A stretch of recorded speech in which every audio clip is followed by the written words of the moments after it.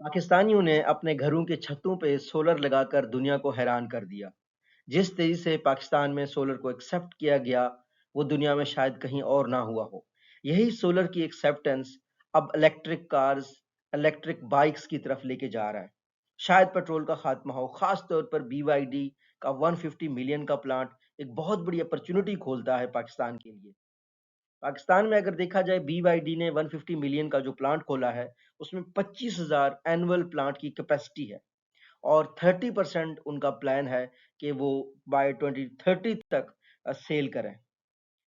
इसकी एक बहुत अहम वजह हो सकती है कि पहले हमारे पास जो इलेक्ट्रिक व्हीकल थे वो इंपोर्ट हो रहे थे और उनमें प्राइस ज़्यादा थी, स्केलिंग बहुत जो है ना लो थी और वीक इकोसिस्टम था। अब अगर इस सिचुएशन को हम देखें तो कहीं न कहीं असेंबली लाइन लोग मतलब पार्ट्स बाहर से ले आते हैं, यहाँ पाकिस्तान में इकट्ठे करते हैं, डीलर्स आ गए हैं, सर्विस और चार्जिंग आ गई है। इस वक्त पाकिस्तान 2026 ऑनवर्ड लोकलाइजेशन पे जा रही है, जहां यहीं पे पार्ट्स बनेंगे, यहीं पे बैटरीज होंगी, स्किल्स होंगी, एक्सपोर्ट होंगी और जो वाकई जो पेट्रोल वाली गाड़ियां हैं उनको बहुत बड़ा नुकसान पहुंचा सकती हैं। सबसे जो अहम चीज हुई है BYD का, वो उनकी पार्टनरशिप है और इस पार्टनरशिप के साथ एक चार्जिंग पोर्ट्स बनाए जा सकते हैं, चार्जिंग का पूरा इकोसिस्टम बनाया जा सकता है, जो कि बहुत ज्यादा ईवीज को बेहतर चॉइस बनाएगा।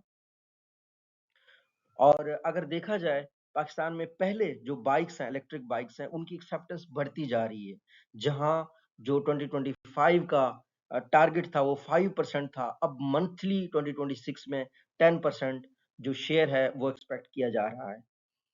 असल जो मसला है, हमेशा ईवीज को पहले लोग बताते थे कि ये जी एनवायरनमेंट के लिए अच्छे हैं, माहौल के लिए अच्छे हैं। अब वो सिर्फ माहौल के लिए अच्छे नहीं हैं, बल्कि वो आपके मंथली खर्चा कम करने के लिए भी बताए जा रहे हैं, उनको मार्केट किया जा रहा है। खास तौर पर जब आपकी जो 25% जब आपकी इलेक्ट्रिसिटी में सोलर कंट्रीब्यूट कर रहा है, तो होम चार्जिंग एक ऑप्शन हो सकता है, जहां आप अपनी गाड़ी को घर में चार्ज करें अपने सोलर प्लेटों से बनने वाली बिजली से। तो एक बहुत बेहतरी आ सकती है और एक्सपेक्टेड ये है कि 2030 तक हम 30% जो है ना शेयर हो जाएगा इलेक्ट्रिक व्हीकल्स का, 40 तक 50 और 2050 तक 100% हो जाएगा, अगर कोई बड़ी तब्दीली नहीं आती। चार्जिंग इकोनॉमिक्स बहुत इंप्रूव हो गए हैं, खास तौर पर जो इलेक्ट्रिसिटी के टैरिफ्स हैं, वो हालांकि एक तरफ नेगेटिव इम्पैक्ट कर रहे हैं, लेकिन सोलराइजेशन उसमें पॉजिटिव रोल प्ले कर सकता है। अच्छा, अब यहाँ पे ना एक बहुत इंपॉर्टेंट क्लासिक जो है ना चिकन एग प्रॉब्लम बोलते हैं कि अगर या तो लोग जो ईवीज हैं वो इसलिए नहीं खरीदते कि जी चार्जिंग पोर्ट्स नहीं है, तो पहले इलेक्ट्रिक व्हीकल्स को लाया जाए ताकि लोग चार्जिंग पोर्ट्स बनाएं। दूसरी बात ये कि पहले चार्जिंग पोर्ट्स बनाए जाएं ताकि लोग जो है ना ईवीज को खरीदें।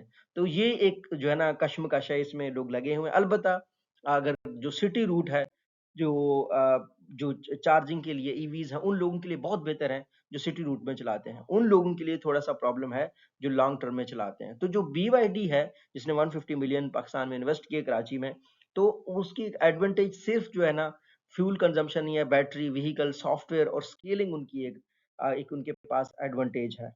अगर पुराना मार्केट देखे जाए, पुरानी गाड़ियों का, टोयोटा का, होंडा का, सुजुकी का, उनकी बेनिफिट ये है कि डीलर नेटवर्क है, रीसेल कॉन्फिडेंस है, पार्ट्स अवेलेबिलिटी है, मैकेनिक फेमिलिटी है।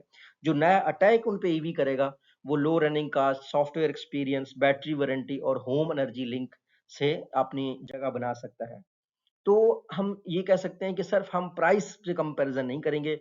जो नई मार्केट है, जो पुरानी मार्केट है, उसमें परचेज, एनर्जी, मेंटेनेंस, रिस्क और यूज, ये 5 फैक्टर हैं जो जो इलेक्ट्रिक व्हीकल्स की कामयाबी या नाकामी का डिसीजन करेंगे। तो किसको जो है ना पहले स्विच करना चाहिए? उन लोगों को जो सिटी रूट में चलाते हैं उनके लिए बहुत फिट है, घर में चार्ज कर सकते हैं। जिनकी कभी-कभी वो बाहर जाते हैं वो भी खरीद सकते हैं, लेकिन जिनकी लॉन्ग रूट्स हैं उनको अभी वेट करना चाहिए जब तक हर जगह इलेक्ट्रिक व्हीकल्स के चार्जिंग की जगह नहीं बनती। सबसे ज़्यादा अपॉर्च्युनिटी इस इलेक्ट्रिक व्हीकल्स में क्या-क्या है बिज़नेस के लोगों के लिए और यंग लोगों के लिए, वो ये है कि चार्जिंग साइट्स, फ्लीट डिपोट्स बने, battery diagnostic, recycling, EV finance, leasing, insurance होना शुरू हो जाएगा, technician training, safety, software payment और रूट प्लानिंग भी हो सकते हैं एंटरप्रेन्योर्स के लिए।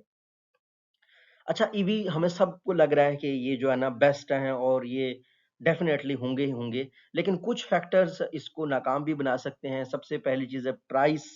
प्राइस इसकी अगर एक्सपेंसिव रही तो शायद ये कामयाब ना हो। ट्रस्ट बहुत बड़ा इशू है, खासतौर पर बैटरी एक एंग्जाइटी का प्रॉब्लम बनता है ईवी के यूजर्स के लिए। इंफ्रास्ट्रक्चर कि अगर गैप होगा, दूर कहीं चले जाएंगे तो इलेक्ट्रिक व्हीकल का चार्जिंग जगह नहीं होगी तो क्या होगा। लोकलाइजेशन को प्रमोट होना चाहिए ताकि यहाँ से चीजें प्रमोट होकर बाहर इंपोर्ट होती रहे। पाकिस्तान विन कर सकता है अगर हम तीसरे चौथे स्टेज पे जाएं। पहला स्टेज था कि हमने जी बाहर से किट ले आए, यहीं असेंबल किया। दूसरा स्टेज था लोकल पार्ट बनाए, टेक्नीशियंस लाए। तीसरा स्टेज है बैटरी इकोसिस्टम और एक्सपोर्ट बने। और चौथा है रीजनल ईवी प्लेटफॉर्म बने। चाइना के साथ क्लोज अलायंस की वजह से ये चांसेस हैं कि पाकिस्तान जो है ना नेक्स्ट 24 मंथ्स में एक विनर के तौर पर सामने आए, खास तौर पर जब कंफर्म कमर्शियल प्लांट ऑपरेशंस यहाँ पे होना शुरू हो जाएं, लोकल कंटेंट बने, लोकल अनाउंसमेंट, सिर्फ अनाउंसमेंट ना हो बल्कि बननी चाहिए। अभी भी जो BYD का प्रोजेक्ट है वो कमर्शियल लेवल पे स्केलिंग का एक्सपेक्ट किया जा रहा है कि जल्दी हो जाएगा। रियल स्टेट मार्केट या जो वॉच फाइनेंसिंग है वो ऑब्वियसली बेहतर हो, रीसेल हो खास तौर पर जब ईवीज की, तब जाके मार्केट बन सकती है। तो लेट्स सी क्या होता है कि फ्यूल का जो पेन है, क्या वो सोलर और लोकल ईवीज कर सकते हैं, नहीं कर सकते। आप क्या सोचते हैं मुझे कमेंट सेक्शन में जरूर बताइएगा। Thank you.